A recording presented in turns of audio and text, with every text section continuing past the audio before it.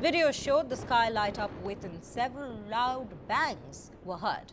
Minutes earlier, an aircraft inbound from Dubai could be seen making its final approach and landing.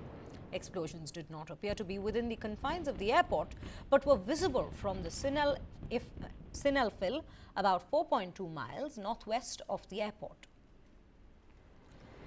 These, in fact, ladies and gentlemen, are the visuals of this very explosion that's taken place.